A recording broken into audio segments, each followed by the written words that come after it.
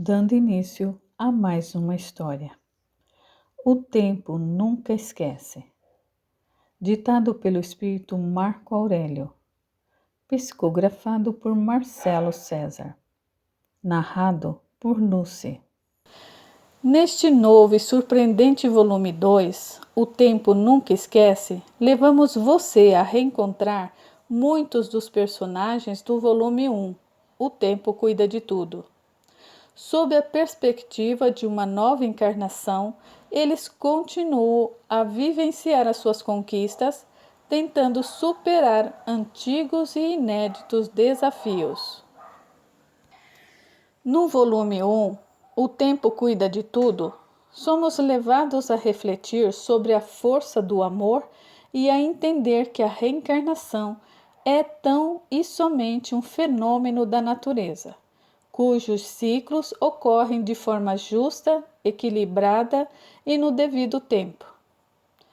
A maior parte dos fatos que ora narramos se situa entre as décadas de 1970 e 2020. Nesse recorte de época, alguns dos personagens apresentados em O Tempo Cuida de Tudo reencarnaram com o objetivo de estreitar os laços de afeto, bem como esclarecerem situações mal resolvidas, mágoas e rancores de uma vida passada, ocorridos num primeiro momento na primeira metade do século XX. Interessante notar que alguns dos personagens anteriores apresentados podem estar ou reencarnados ainda, ou então na erraticidade, ou seja, no mundo espiritual. Ademais, algumas das personagens aqui descritas são desdobramentos de situações vividas não só na primeira metade do século XX, mas também em outra época, no século XIX, que lhes serão apresentadas no terceiro e último volume, quando praticamente todos os personagens tiveram permissão para reencarnar com o propósito de acertarem os ponteiros com a própria consciência e unirem ainda mais os laços de afeição e amizade que perduram desde tempos imemoriais. A bem da verdade, esses relatos de vida nos levam a refletir sobre o tempo, visto que é através dele que temos condições de compreender e desse modo evitar o máximo dos equívocos cometidos, os tropeços e os desvarios praticados, restaurando o equilíbrio perdido. Outro sim, o tempo é uma espécie de remédio que nos ajuda a esquecer o sofrimento e cicatrizar feridas, indicando quanto nosso espírito avançou rumo à perfeição de si mesmo. À vista disso, realçamos que o verdadeiro caminho da evolução é o que percorremos com o intuito de nos libertar da negatividade, da amargura e da falta de perdão. Quanto mais nos desprendermos de críticas e julgamentos que nos rebaixam ou nublam a percepção de nossa autoestima, mais capazes e conscientes estaremos para entender o bem como um medicamento milagroso e vital para a manutenção da nossa saúde física, emocional e espiritual. Porque a ajuda espiritual sempre nos chega quando estamos de mãos dadas com o bem, vivendo e praticando coisas boas. Além de tudo, o tempo mostra que apenas o amor por nós mesmos e, consequentemente, pelo próximo, será capaz de nos conduzir ao verdadeiro estado de paz de espírito que tanto almejamos. Capítulo 1.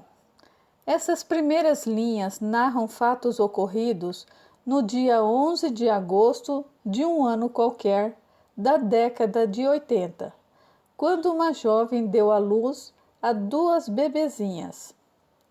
Mãe de primeira viagem, Antonieta sentia-se aflita. O marido, Eurico, prometera acompanhá-la ao hospital assim que a bolsa rompesse. Prometeu, mas as promessas de Eurico, bom, ele não era muito de cumprir o que prometia. No entanto, ele não fazia isso por maldade, de jeito algum. Era um bom rapaz, vinha de família humilde, crescera com dificuldades financeiras e emocionais. O pai abandonara a mãe e os irmãos por conta de um rabo de saia. A mãe tirou Eurico e os irmãos da escola e eles começaram a trabalhar cedo a fim de ajudar nas despesas de casa.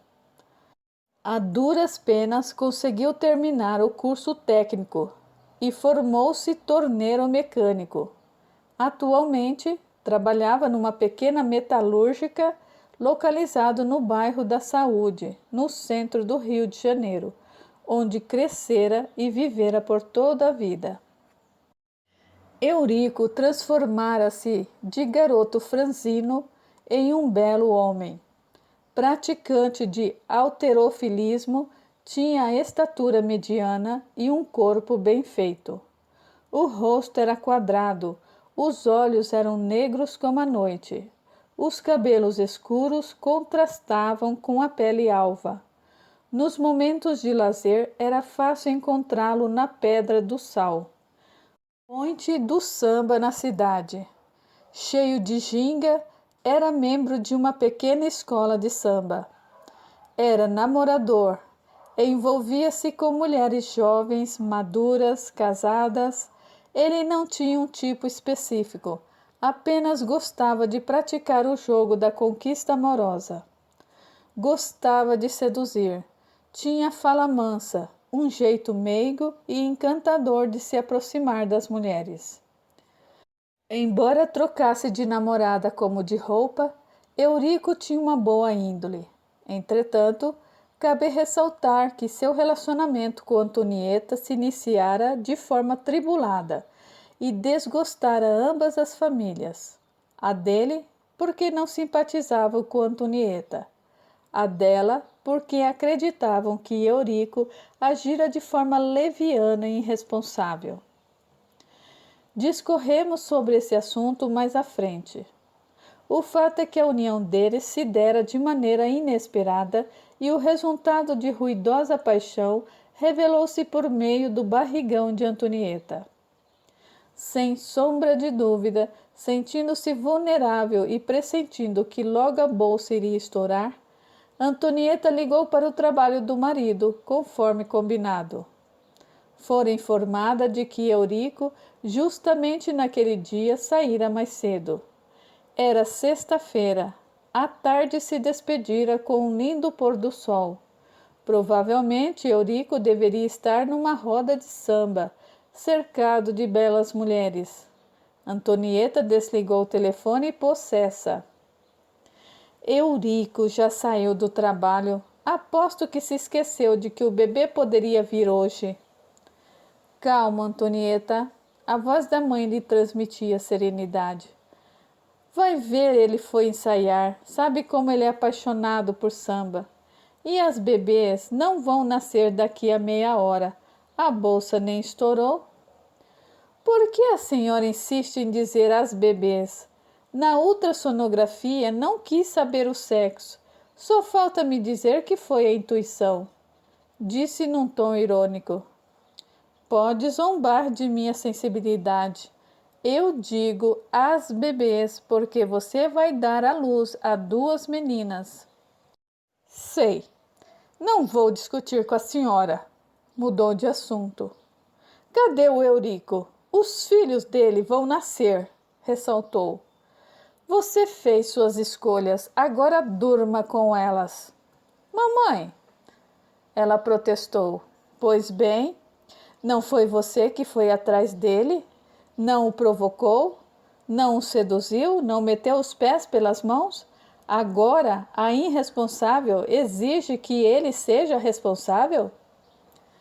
Antes de estar comigo, ele namorou a... Bem, a senhora sabe. Se ele não vale muita coisa, por que permitiu que nos casássemos? Você, maior de idade, pôde decidir se queria casar ou não, e não é questão de discutir se ele vale ou não alguma coisa. Afinal de contas, Eurico não fez as crianças sozinho. Não gosto de julgar. A meu ver, Eurico é um bom homem. Eu tenho certeza de que será um bom pai. E eu? Serei boa mãe? Tenho certeza que será uma mãe excelente. Contudo o quê? Instigou Antonieta. Pode falar. Eu sou a rebelde que aprontou e praticamente rachou a família, não? Pois não foi? Como pôde ter feito o que fez? Eu e seu pai não a educamos para isso. Nunca, nem com toda a minha sensibilidade, eu poderia imaginar que você fosse capaz de algo assim. Antonieta bufou, enquanto andava de um lado para o outro do quarto. Onde será que ele se meteu? Melhor não se exasperar. Não aguento mais ficar parada. De mais a mais, eu não me sinto bem nessa casa. Você nasceu nessa casa, enfatizou Dirce.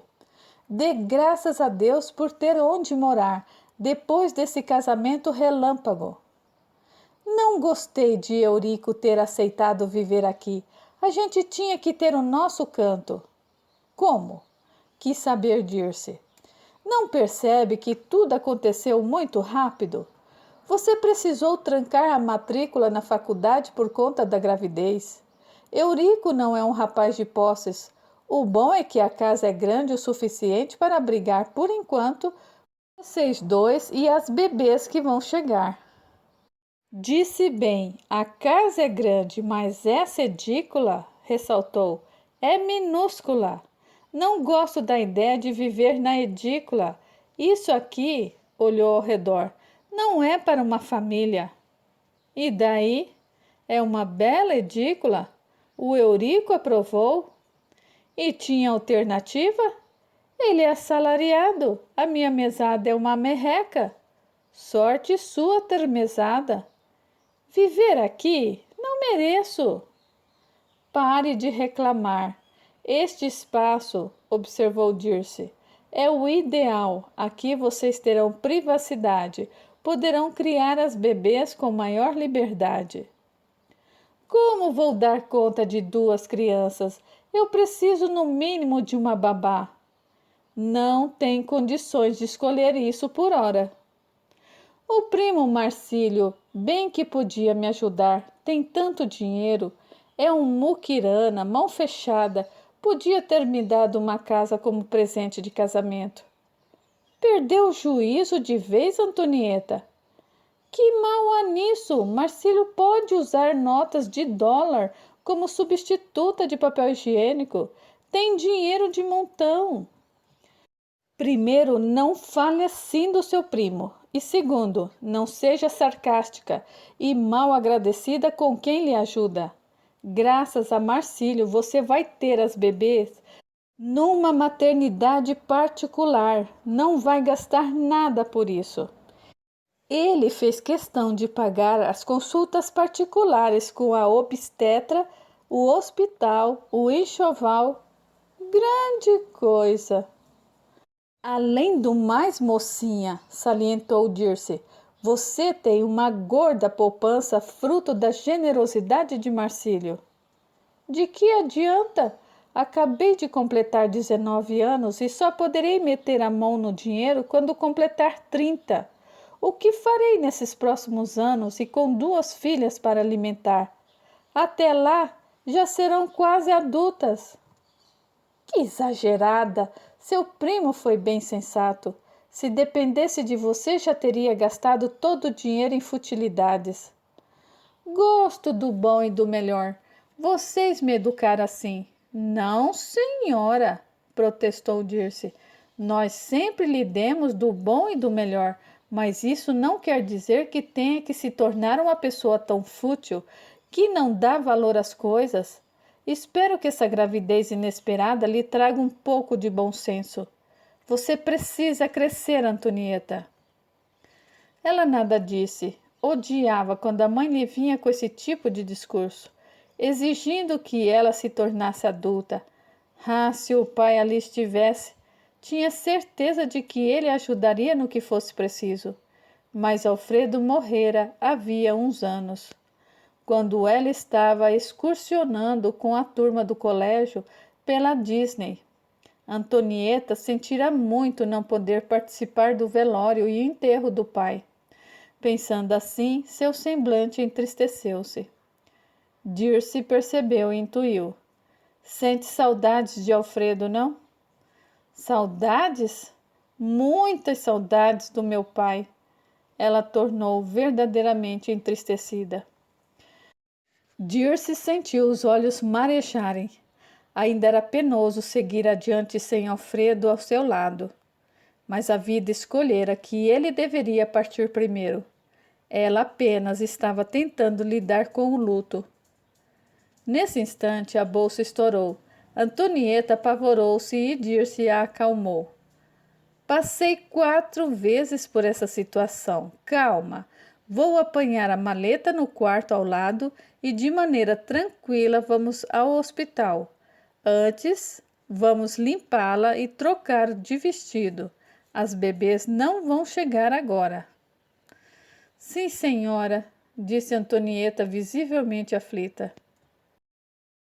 Capítulo 2. Tão logo dera entrada no hospital, Antonieta foi conduzida ao quarto. Uma enfermeira veio vê-la e, na sequência, a obstetra que acompanhara a gravidez entrou. Está chegando a hora, Antonieta. Estou sentindo dores. As contrações começaram.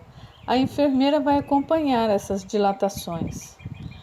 Quando meus bebês virão ao mundo? Logo? Ela consultou o relógio e acalmou. O importante é manter a calma, respirar e expirar profundamente. É o que eu disse a ela, interveio Dirce. Tive 4 filhos, todos vieram ao mundo de parto normal. Antonieta é mãe de primeira viagem, é normal que se sinta frágil e insegura. Eu me sinto frágil, insegura e com raiva, revelou Antonieta. De quê? A médica quis saber. Meu marido sumiu. Dirce encarou a médica e fez não com a cabeça. Quem some geralmente aparece, brincou a médica. O importante é que você está no hospital e será bem cuidada. Fique tranquila que vai dar tudo certo. A doutora examinou alguns exames, trocou umas palavras com a enfermeira e saiu. Antonieta pediu: ligue de novo para o trabalho. Já é noite, observou Dirce. Se houvesse telefone na casa da mãe dele, Antonieta bufou de raiva. Olha o nervosismo, alertou Dirce. Você não pode passar esse estresse para as meninas. Como sabe? O quê? Que são meninas, mãe. Eu nunca quis saber o sexo dos bebês. Quero surpresa. Falei por falar, desconversou Dirce. E fique calma, porque Eurico vai aparecer. Obrigada, mamãe, disse ela sincera. A bem da verdade, eu não sei o que seria dessa gravidez sem sua ajuda. Meus irmãos me viraram as costas. Só a Rosana é que veio me visitar. Sua cunhada é fora de série. Os passes que dela recebeu ajudaram você a se manter emocionalmente estável. Além do mais, eu lhe peço que tenha um pouco de paciência. Seus irmãos ainda estão digerindo o ocorrido. Eles me odeiam. Não fale assim, meu bem, tornou Dirce amorosa. O que aconteceu entre você e Eurico abalou a família e... Antonieta interrompeu. Cleonice não vai me perdoar nunca, né? Dê tempo ao tempo. A bem da verdade, deixe o tempo fazer o seu trabalho. O tempo cuida de tudo. No entanto, não nos deixe esquecer as atitudes desagradáveis que nasceram de nossas escolhas. Enquanto não as olharmos com a real vontade de modificá-las para melhor, tudo ao redor permanecerá o mesmo. Entendo, tornou Antonieta entristecida. Em seguida, Antonieta baixou a cabeça como se dissesse sim e concordasse com tudo o que a mãe havia lhe dito. Internamente, porém, sentia-se satisfeita. Nunca se dera bem com Cleonice. Em sua cabeça de garota fútil e irresponsável, acreditara que tinha dado uma lição na irmã. Entre dores e dilatações cada vez mais curtas, Antonieta foi encaminhada para a sala de parto. Dirce despediu-se dela com um beijo suave. Vai dar tudo certo, vá com Deus. Obrigada, mãe. Até breve. Já na sala de parto, suando em bicas, tomada por intensa dor, Antonieta afirmava categórica: Não vou conseguir. Como não? Você é uma moça forte, saudável. Cadê o Eurico? Antonieta estava nervosa. Não pense no seu marido por hora. Vamos, concentre-se, força. A dor veio arrebatadora e a médica gritou: Vamos, querida, uma cabecinha já está aparecendo. Você consegue, Antonieta. Força, garota. Ela deu um novo urro de dor e a primeira criancinha saiu. Logo o choro característico inundou o ambiente. A médica cortou o cordão umbilical e entregou a bebezinha para a enfermeira. A sua primeira filha, exclamou a médica. A enfermeira que carregava a criança ia falar, mas Antonieta apertou as mãos contra a maca e gritou com toda a força que seus pulmões permitiam. A médica exultou. Veio a outra! O choro da outra bebê se fez presente. Antonieta também chorava, mas de cansaço, de dor e de alegria. Eram lágrimas com emoção e sentimentos variados. A médica, feliz com mais um parto bem-sucedido, considerou: Pronto, deu tudo certo, minha querida. Quero ver minhas meninas, doutora. As enfermeiras já vão lhe trazer, disse enquanto tirava as luvas. Duas enfermeiras aproximaram-se, cada qual segurando uma bebezinha. Antonieta as beijou e chorou de emoção. Minhas filhas, obrigada, Deus, minhas filhinhas. Cabe ressaltar que esse momento foi extremamente importante para a jornada evolutiva de Antonieta. Sabe por quê? Porque antes de reencarnar, ela prontificara-se a receber esses dois espíritos como filhos, no caso, filhas. Se tudo corresse bem, ela teria chance de se acertar com o passado. Parada em frente ao berçário, Dirce observava os bebezinhos que ali estavam. Sorriu ao ver aqueles seres iniciando uma nova etapa reencarnatória. Que eles superem os desafios e vençam na vida, alcancem a felicidade. Esse é o meu desejo a todos esses bebezinhos, pensou Dirce. Logo em seguida emocionou-se com um rapaz que era pai pela primeira vez. Os olhos dele para o filho, que acabara de chegar ao berçário, transmitiam um amor profundo. Dali a alguns minutos, duas enfermeiras entraram no berçário e uma delas fez sinal para Dirce. Eram as suas netas. Suas netas. Ao olhar com minúcias para as bebezinhas, no entanto, Dirce foi tomada de um misto de emoções. Cenas antigas lhe abraçaram a mente e ela abriu e fechou os olhos de forma rápida, como maneira de afastar os pensamentos. O rapaz que ali estava perguntou: Algum problema, minha senhora? Dirce ia responder, mas Eurico chegou ofegante. Cadê minhas filhas? São aquelas duas da ponta. Dirce indicou com um dos dedos. Eu achei que essa bolsa fosse estourar só na semana que vem e... Dirce o interrompeu. Não há necessidade de se desculpar. Deu tudo certo. Ainda bem que a senhora estava com ela. Obrigada, dona Dirce. Agradeceu um tanto envergonhado. Eurico foi sincero. Dirce levou os lábios num sorriso. Sei disso. O que passou, passou, Eurico. A senhora nunca me repreendeu pelo que eu fiz, pelo que aconteceu. Você não fez sozinho. Ainda é preciso que um homem e uma mulher se juntem para fazer um bebê. Não é sobre isso. Eu não deveria ter sido tão venal. Cedi aos encantos de Antonieta e... Ela o cortou com amabilidade na voz. Aconteceu o que tinha de acontecer, Eurico. Só peço que seja um bom pai, apenas isso. Ele ia falar algo, mas a chegada do outro pai ao recinto interrompeu seus pensamentos. O rapaz estava demasiadamente alegre e ofereceu um charuto a Eurico.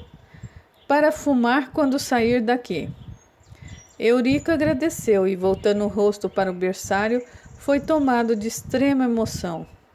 Ele deixou que as lágrimas escorressem livremente e lavassem o seu rosto. Encarou as filhas e sentiu os pelos do corpo se eriçarem. Dirce percebeu a emoção, sorriu e disse para si: Eu tinha certeza de que esse reencontro estava para acontecer. Elas voltaram, juntas, que possam desfazer os ressentimentos e a hostilidade que nutrem uma pela outra. O tempo cuida de tudo e não esquece de juntar os afetos e desafetos para um significativo acerto de contas. Capítulo 3. Para entendermos o que se sucedeu até o nascimento das gêmeas, é preciso que voltemos alguns anos no tempo, em meados da década de 1960.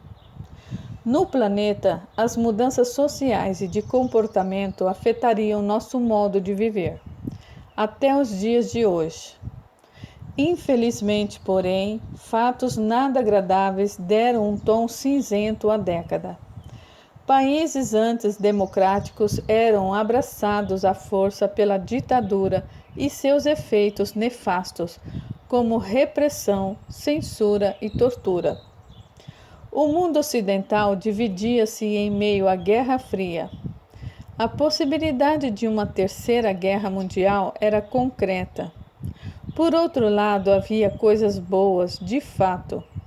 A segregação racial que vigorava havia décadas e separava brancos e negros nos Estados Unidos era posta em xeque. A rebeldia juvenil obrigava o mundo a repensar posturas rígidas de comportamentos e aceitar que determinados valores morais estavam mortos havia muito tempo. Depois dessa década, o mundo jamais seria o mesmo. Já em outra dimensão, no plano espiritual, um espírito que fora mulher em última existência estava aflito. Conforme o tempo de preparação para o reencarne se aproximava, Antonieta já não tinha certeza se estava pronta para voltar. De temperamento forte e acostumada a fazer o que lhe desse na telha, a insegurança bateu forte e ela refletia se valeria a pena reencarnar. De repente decidiu que não era a hora, nem mesmo depois de reuniões com os mentores e o casal que se prontificara a recebê-la como filha. Ela mudou de ideia. Mas era preciso seguir adiante, visto que todo espírito que deseja trilhar o caminho da evolução precisa retornar ao planeta. Todavia, muitos acreditam que morrer seja equivalente a ganhar uma espécie de passagem que os conduz ao paraíso, ou que, depois da morte, vivendo num mundo tão caótico como o nosso, nada mais justo do que tirar férias eternas, ter o direito a um descanso interminável, ou, numa linguagem popular, ser agraciado com o sono dos bons e dos justos. Lê do engano. O fato de um mundo físico ser denso e por isso palpável é que nos mantém mais ou menos emocionalmente equilibrados. Isso porque, ao desencarnar, o nosso perispírito, livre do corpo de carne, consegue materializar o pensamento num piscar de olhos. Imagine você tomado pela raiva desejando matar. Mentalmente, alguém que tenha lhe magoado, ferido, lhe causado algum mal. No mundo físico, a cena se desenrola apenas na cabeça. Se você tiver razoável equilíbrio mental, não vai sair por aí descontando a sua raiva sobre os seus desafetos e fazendo uso indiscriminado de violência. É como dita a cartilha de ser civilizado, isto é, você sente raiva, tem chiliques interiores, mas nada demonstra. E se demonstra, não realiza. No plano astral, por outro lado, tudo o que você imagina se materializa instantaneamente. Imagine-se no alto grau de raiva. O que vai acontecer? Primeiramente, você será tomado por um desequilíbrio violento, que poderá arrancar-lhe a paz por muito tempo. Incapaz de controlar os pensamentos nefastos que rondam a mente ou o aparelho psíquico, muitos espíritos clamam pelo regresso à Terra. Tal pedido se dá porque é neste abençoado planeta que desenvolvemos condições de aprimorar o intelecto e filtrar melhor os pensamentos que devem ser expressos daqueles que não revelaremos nem sob tortura. Por tudo isso, agradeça por ainda estar no mundo físico. Antonieta sabia disso tudo. Depois de uma vida repleta de dramas e angústias e um tanto voluntariosa, ela se refez psiquicamente no mundo astral. Acertada a nova etapa reencarnatória, participou da reunião em que conheceria os futuros pais. Nunca houvera vínculos entre eles antes. O casal que se prontificara a recebê-la como filha estava contente de ajudá-la no processo reencarnatório. Arriscaram abraçar uma experiência dolorosa para diminuir as suas insatisfações interiores. Em última existência, eles formaram um casal que ludibriava as pessoas com medicamentos milagrosos. Farejavam famílias com algum ente querido doente e lhes ofereciam a cura do enfermo por meio de tônicos feitos à base de água e corante. Ganharam muito dinheiro, mas também, ao desencarnarem, tiveram de lidar com os desafetos que morreram acreditando na cura que o casal lhes prometia. Portanto, para esses dois espíritos, renascer e enfrentar uma série de desafios e obstáculos os ajudaria a eliminar camadas de culpa e remorso. Queriam, depois da breve experiência terrena, retornar à pátria espiritual mais leves. Eles reencarnariam e viveriam como um casal simples, humilde, cuja trajetória de vida seria, portanto, repleta de poucos altos e muitíssimos baixos. Voltando a Antonieta. Em última existência terrena, ela nascera com boas condições físicas e financeiras. Durante anos teve uma vida perfeita, parecida àquela dos contos de fadas. Crescera mimada pela mãe e exigia que os outros fizessem o que ela queria. Ao atingir a maioridade, porém, a realidade mostrou-se diferente. Ela se casou com um homem que a amava, sem dúvida, mas que amava mais o trabalho. Com dificuldades para engravidar, em virtude de atitudes impensadas no passado, ela se alimentou de tristezas, medos e inseguranças. Por fim, fora abençoada com a gravidez, contudo, dera à luz a um filho que nasceu doentinho, exigindo dela muitos cuidados. Sentindo-se só e sem o apoio da família, Antonieta deixou-se abraçar por uma tristeza sem fim e veio a desencarnar muito jovem. Logo após o desencarne, ela compreendera o motivo pelo qual se envolvera com Rami e tiveram um filho com saúde frágil. Tudo esclarecido, desejava retornar para viver mais livre, sem ter de seguir padrões rígidos de comportamento. Estava farta de viver dessa forma, havia algumas existências, visto que seguir esses padrões a forçavam a tomar atitudes descabidas, impensadas.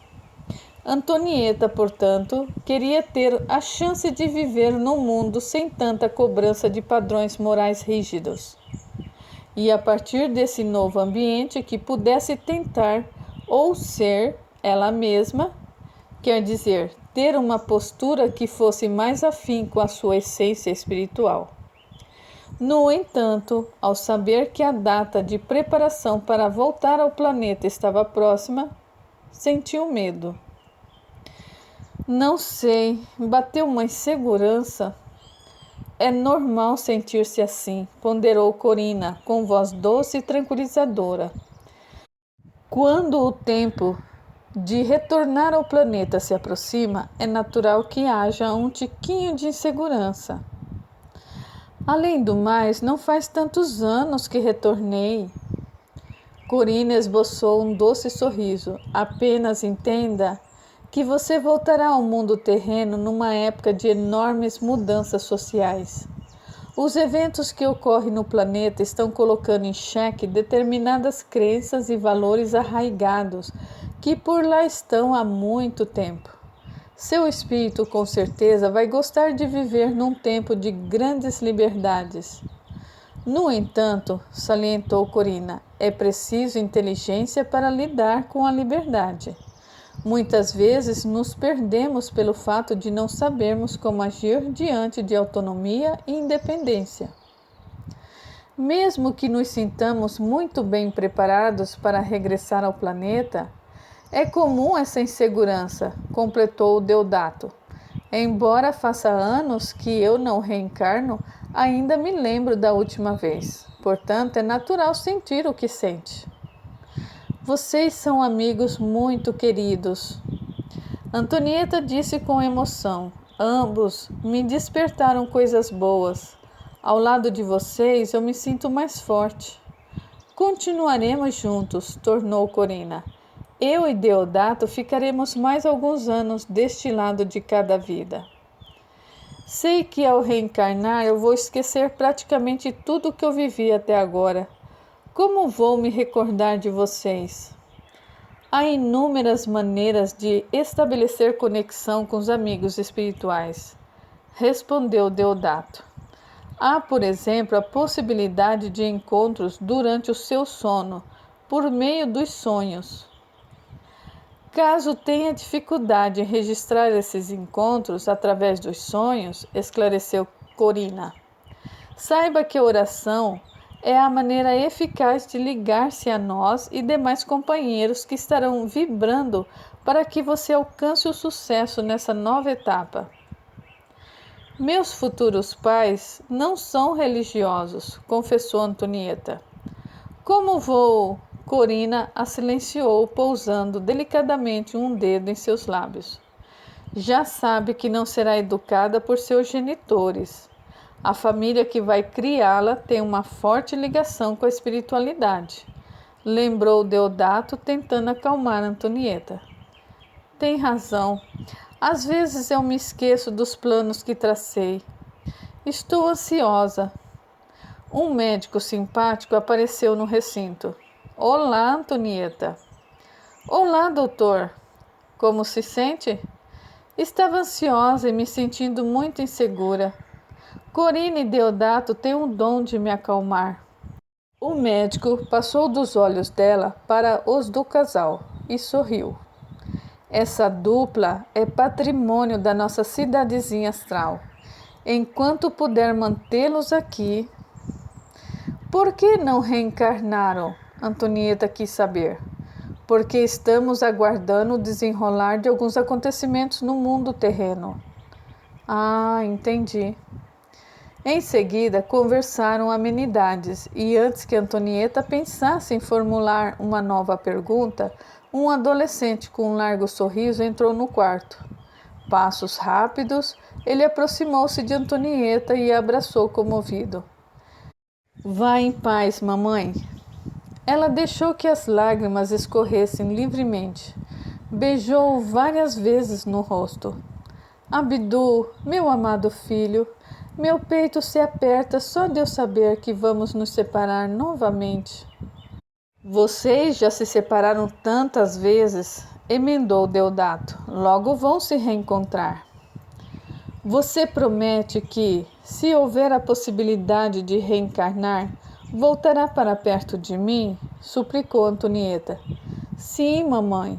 Minhas últimas encarnações, embora curta, trouxe-me um grande ensinamento. Agora que o meu perispírito encontra-se em equilíbrio, em breve vamos nos reencontrar.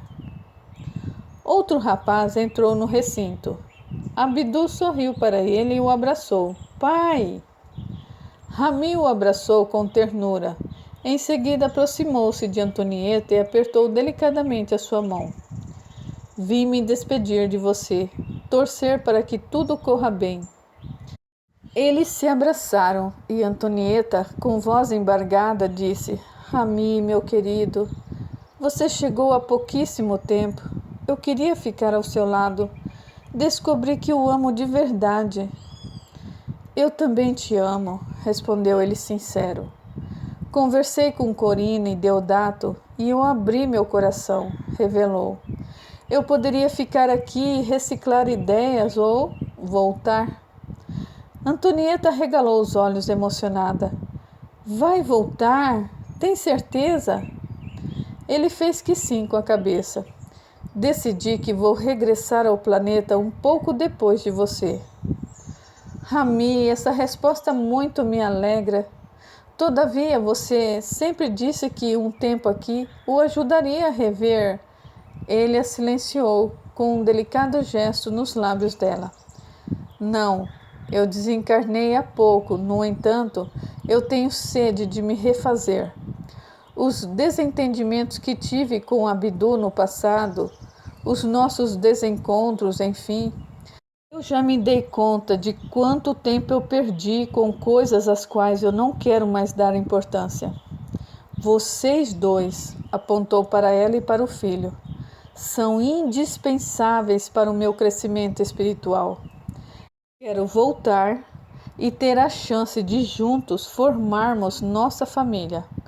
Só que dessa vez com muito amor, carinho, compreensão e harmonia.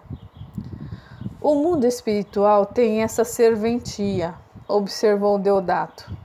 É bom pensar um tempo aqui refletindo sobre os acertos, os erros, o que gostaria de fazer de novo e principalmente o que não gostaria mais de fazer. No seu caso, disse com um ar pensativo, eu tenho certeza de que retornar e poder reencontrar Antonieta numa nova existência lhe fará um tremendo bem. Refleti bastante, procurei Magda para uma conversa séria. Sinto-me pronto. Rami transmitia firmeza. Tenho a plena convicção de que agora, mais do que nunca, vou colocar a minha vida afetiva acima do trabalho. Eu quero me dar uma nova chance e ter a oportunidade de reencontrar Antonieta. Conversamos bastante sobre isso, comentou Abdu. Eu também quero fazer parte dessa nova empreitada. Corina comoveu-se. Vocês passaram por tantos problemas, fico feliz em saber que o amor de vocês é genuíno, muito parecido com o nosso. Ela piscou para eles e em seguida apertou delicadamente a mão de Deodato. Antonieta deixou que uma lágrima escapasse do canto do olho. Não tem ideia de como me arrependo de não ter amado você na mesma intensidade que... Rami a interrompeu com doçura. Meu amor, já lhe disse que tudo correu da maneira como tinha que ser. Parece meio óbvio falar assim, mas me incomoda o fato de eu ter falhado comigo e com meus propósitos. Eu tive a chance de reencarnar para nos acertarmos e sucumbi diante de tanto poder. Dei mais valor ao dinheiro do que a você. Dediquei-me mais ao trabalho do que à família. O que mais me dói de verdade é que aceitei receber Abdu como filho e fracassei como pai. Não, Abdu protestou. Depois que mamãe desencarnou, você cuidou de mim com muito amor. Eu sei, Rami se emocionou, mas errei muito. Não fale em erros. A voz doce de Corina se fez ouvir. Um dos motivos que nos leva a reencarnar é superar os pontos que acreditamos nos serem fracos. Jamais se esqueça de que você fez o melhor que pôde. Do mesmo modo que Antonieta e Abdu, cada um deu o melhor de si. A prova disso é que estão aqui reunidos com laços afetivos mais consistentes. Em vez de lamento, era a voz de Deodato. Agradeça. A vida vai novamente reuni-los para viverem outra experiência. Percebo o amor que de vocês emanam. Apontou com o queixo para Antonieta e Rami. Se tudo caminhar de acordo com o planejado, era a voz de Abdu. Não ficarei longe de vocês. Apenas não se esqueçam de que Antonieta escolheu tentar, ao menos, fazer as pazes com Eurico. Depois que eles se entenderem, vocês poderão fazer parte da vida dela, finalizou Corina. Já que está decidido, me diga, quando você vai iniciar o processo de retorno? Indagou Antonieta Rami. Logo depois que você for embora, ficarei com Abdu mais um tempinho. Então não demore muito, pediu Antonieta. O médico os interrompeu com graça. É preciso se despedirem de vez, está na hora, Antonieta. Ela concordou, despediu-se emocionada de Rami, chorou ao abraçar Abdu, deu um abraço apertado em Deodato e outro em Corina. Mais uma vez, ela iria se separar daqueles espíritos tão importantes em sua trajetória evolutiva. Uma lágrima teimou em descer. Todavia, a energia de amor que ali pairava era alimento que lhe dava força e estímulo para seguir adiante. Antonieta respirou fundo, caminhou até a porta do quarto, amparada pelo médico. Logo, ela dobrou o corredor e partiu. Rami respirou fundo e quis saber. Ela sabe que será irmã de Cleonice? Não, respondeu Corina. Acreditam que elas poderão se perdoar? Quis saber Abdu. Tudo vai depender do livre-arbítrio delas, tornou Deodato. No entanto, como tenho conhecimento de suas últimas vidas, não sei se terão condições de se perdoarem por ora. Veremos. Vamos torcer para que elas se deem a chance de ser amigas. Vamos orar por elas, sugeriu Abdu. Concordaram com ele. Corina, Deodato, Rami e Abdu deram-se as mãos e fizeram uma sentida prece em prol de Antonieta e de Cleonice. Capítulo 4. Antonieta finalmente reencarnou. Viera ao mundo depois de horas de trabalho de um parto complicado. Um olhar espírita sobre a situação revelaria que o espírito prestes a reencarnar se recusava a sair do ventre da mãe, como se aquela insegurança ainda estivesse presente, dificultando o renascimento, o tão esperado reencarne. A mãe, Damares, cansadíssima, não teve forças para ver a filhinha. Adormeceu e não voltou a abrir os olhos. Morreu horas depois de dar à luz. Damares era uma mulher de corpo frágil, pequenininha. Trabalhava como cozinheira na casa de Dirce e Alfredo. Havia já alguns anos.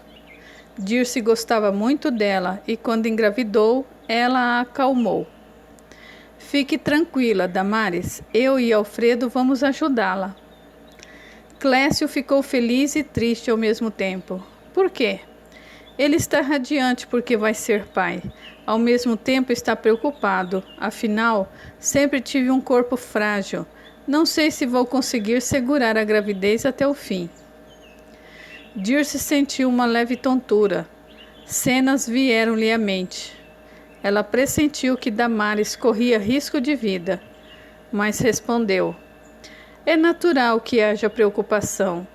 Clécio é autônomo, não tem salário fixo. No entanto, gostaria que conversasse com ele para virem em casa. Eu e Alfredo vamos lhe fazer uma proposta. A gestação precisa ocorrer da forma mais tranquila possível. É importante que tanto você quanto Clécio fiquem bem, na medida do possível, a fim de que o bebê nasça forte e saudável. Assim foi feito. Chamaram Clécio para conversarem sobre a gravidez. Alfredo os tranquilizou. Vai dar tudo certo. Não tem um ganho fixo, tornou Clécio visivelmente preocupado. Alfredo fez sim com a cabeça e prosseguiu. Nada vai faltar a vocês nesses meses. Vamos cuidar de Damares como se fosse uma irmã querida. Independentemente do seu salário ser fixo ou não, vamos lhe dar uma ajuda financeira até o nascimento do bebê. Não, senhor, protestou Clécio. Eu não me sentiria bem em receber dinheiro sem nada fazer para merecer. É apenas uma ajuda, insistiu Dirce. Não, senhora. Vocês já fizeram muito por nós, ajudam Damares, nos dão alimentos. Então, interveio Alfredo, poderemos fazer assim. Nós pretendemos mudar de casa. Não sabemos ao certo quando isso vai acontecer. Mas, ele pensou e prosseguiu, você poderia pintar esse apartamento. Queremos deixar o apartamento com um bom aspecto para quem vier a adquiri-lo, ajuntou Dirce. Você está trabalhando no momento? Sim, graças a Deus. Peguei um servicinho de reforma de uma casa no Andaraí. Vai levar uns 4 meses para terminar. Pronto, comemorou Alfredo. Daqui a 4 meses você vem para cá. Quanto tempo acha que levará para pintar o apartamento? Todinho? Indagou Clécio, levando o dedo ao queixo pensativo. Sim, respondeu Alfredo. Vai ser preciso tirar das paredes a tinta velha, raspar, lixar. Há cômodos que vão precisar de mais atenção. O apartamento é bem grande, comentou Clécio, olhando para as paredes da sala. Talvez uns 2 meses. Atrapalha um pouco o fato de estar mobiliado e, além do mais, vocês têm filhos. O cheiro da tinta é muito forte.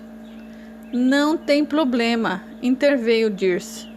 Vamos fazendo tudo aos poucos, sem pressa. Vai levar um bom tempo para executar o trabalho de pintura. Contudo, acho que você vai terminar o serviço praticamente quando a criança nascer. Obrigada, tornou Damares. Estão sendo muito generosos conosco. Queremos que o bebê nasça bem e que vocês possam ficar mais tranquilos, observou Alfredo. Mais à frente poderão morar conosco, tornou Dirce. Imagine, protestou Damares. O apartamento mal dá para vocês e os 4 filhos. Nosso barraco é bem construído, ressaltou Clécio. Se Deus quiser, um dia a gente constrói uma casinha de tijolos. Fico contente que pense assim, Clécio, era a voz de Alfredo. O meu escritório, inclusive, projeta e constrói casas. De repente, poderemos ajudá-lo nessa empreitada. Agradeço, seu Alfredo. Só que eu e a Dirce... Dirce interrompeu o marido. Não vamos nos mudar imediatamente. Estamos ainda visitando alguns imóveis. No entanto, ela olhou para Alfredo e ele fez sim com a cabeça. Se tudo der certo, vamos nos mudar para uma casa, onde visitamos uma bela casa no Jardim Botânico. Nós nos apaixonamos por ela. É verdade, concordou Alfredo. Não fizemos proposta, mas estamos bem empolgados. Dirce sorriu. É bem espaçosa, com quintal, jardim, piscina e uma edícula maravilhosa. A edícula tem 2 quartos, sala, cozinha, banheiro, completou Alfredo. É praticamente uma casa do tamanho desse apartamento. Clécio sorriu emocionado. Muito obrigado pela gentileza, mas... Damares interrompeu o marido e indagou, voz preocupada. E se não conseguirem comprar essa casa, o que será de nós? Se deixarmos o barraco, depois, bem, não teremos como retornar. Iremos morar debaixo de uma ponte? Nada de negatividade nessa hora, respondeu Dirce. Eu tenho a plena convicção de que tudo vai dar certo e a sua filha vai nascer forte e saudável. Filha? Indagou Damares surpresa. Acabei de descobrir que estou grávida e... Alfreda interrompeu rindo. Dirce tem essa capacidade especial de perceber o sexo biológico do bebê. Uma menina... Os olhos de Clécio brilharam emocionados. Sempre quis ter uma filha. Serei o melhor pai do mundo. Dirce sentiu um grande aperto no peito. Pretextou fazer café para que não visse a expressão do seu rosto. Ela sabia que os pais não criariam a filha que estava por vir. Nada disso, dona Dirce. Eu trabalho para a senhora. Vou até a cozinha e... Não, protestou Dirce. Hoje você está em nossa casa como convidada. Fique aqui com seu marido. Eu volto num instante. Dirce afastou-se e, caminhando pelo corredor, murmurou: Meu Deus do céu! Meus amigos espirituais, por favor, me deem forças para suportar o que está por vir. Damares abraçou seu marido. Estou muito contente. Parece que essa criança vai nos trazer muitas coisas boas.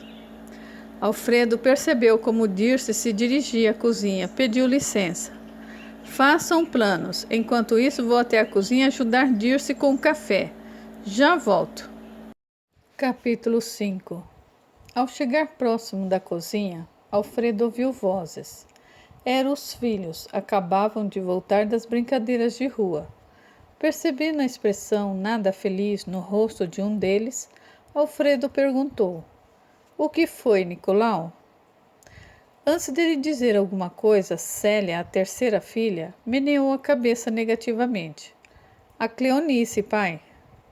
O que tem ela? Acredita que bateu na Soninha? Na escola andavam feito unha e esmalte. Eram amigas. Ela não é mais a minha amiga, afirmou Cleonice brava. A menina não fez nada para apanhar, interveio Alberto, o filho mais velho. O senhor pediu que eu ficasse de olho neles. Fiquei. Eu me distraí e quando vi já era tarde. A Cleonice estava montada na menina. Cleonice tentou falar, mas Alfredo a fuzilou com os olhos. O que foi dessa vez, Cleonice? Nada. Como nada? Sua irmã disse que você bateu numa menina. Ela mereceu. Alfredo fez não com a cabeça. O que aconteceu? Arrumou briga de novo? Eu tive que me defender. Mentira, respondeu Nicolau. Ela não teve de se defender nada. Fica quieto, Nicolau. A voz de Cleonice escalava em tom de raiva. Não se meta nas minhas coisas. Está vendo, pai? Ele murmurou. Cleonice decidiu ser mal educada de vez. Ela estava emburrada, com cara de poucos amigos. Empurrou Nicolau e encarou o pai. Em de me dar bronca, por que não chama a atenção do Alberto? O que você fez? Alfredo indagou o filho. Alberto se defendeu. Nada, pai. Não fiz nada. Cleonice bufou de raiva. Estava de agarramento com a Rosana. Menos, interveio Nicolau. Alfredo só estava conversando com ela e... Cleonice o interrompeu. Puxa saco. Defende o Alberto e a Célia, menos eu. Está sendo injusta, respondeu Nicolau. Eu também defendo você, mas nesse caso... Nesse caso o quê? Ela bramiu. Alfredo deu um assobio para que parassem de discutir.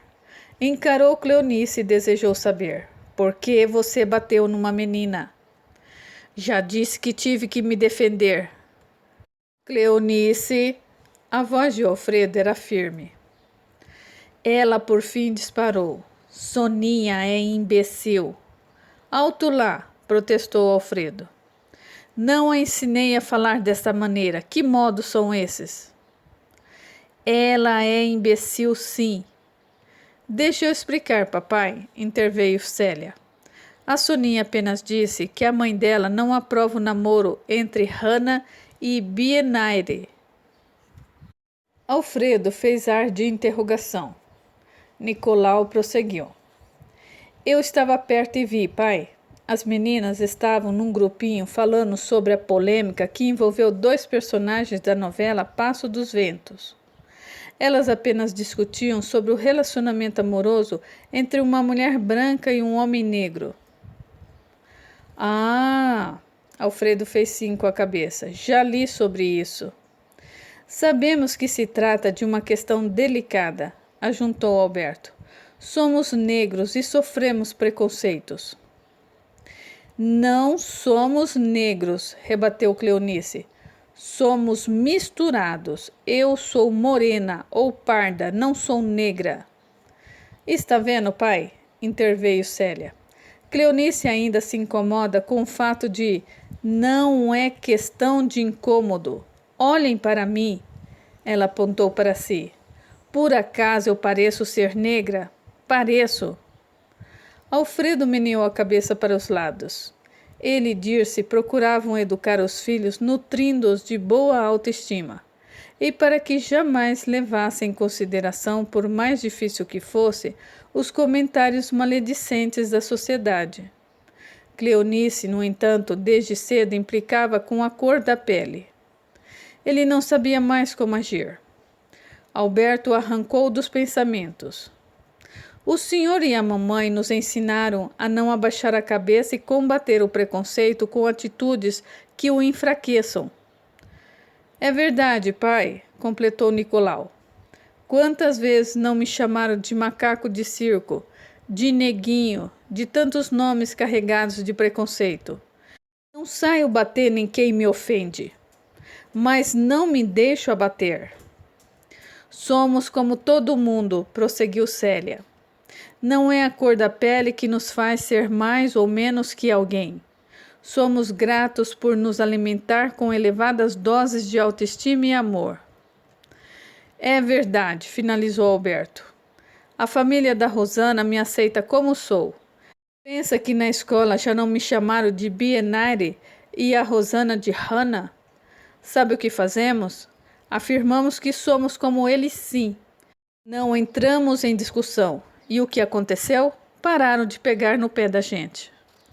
Alfredo comoveu-se. Ele e Dirce tentavam transmitir dignidade aos filhos, ensiná-los a lidar com o preconceito de forma que não fossem diminuídos por conta da cabeça estreita de quem ainda se deixava levar pela erva daninha da discriminação. Cleonice nada disse. Nicolau ponderou. A Soninha só estava dizendo que a mãe dela não gostava de ver uma branca e um negro se beijando. Foi aí que tudo começou, tornou Alberto. Mentiroso, gritou Cleonice. Você estava com Rosana, nem viu o que aconteceu. Podem parar. Quero saber o que aconteceu, disse Alfredo com voz firme. A Soninha falou. E então? Então nada, respondeu Célia. Mentira, pai.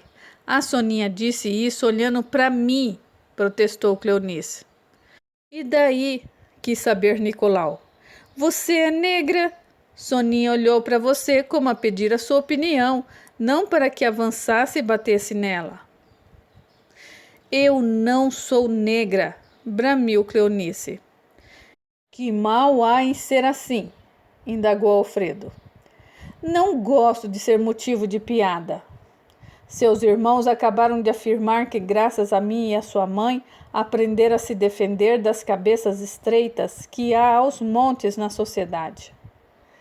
Ela não entende que, se fôssemos brancos, fariam piada sobre o nosso nariz, o nosso cabelo, a altura, o peso, comentou Alberto.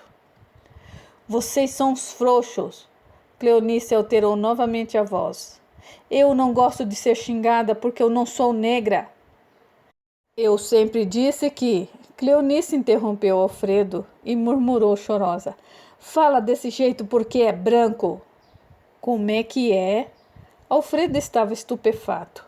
Sentia estar cada vez mais impossível lidar com Cleonice. Ela empurrou o pai e saiu correndo pelo corredor. Ao passar pela sala, encarou Damares e Clécio. Pensou: eles são pobres e feios, mas são brancos. Queria ser como eles. Odeio ser assim. Odeio. Aguarde. A história continua.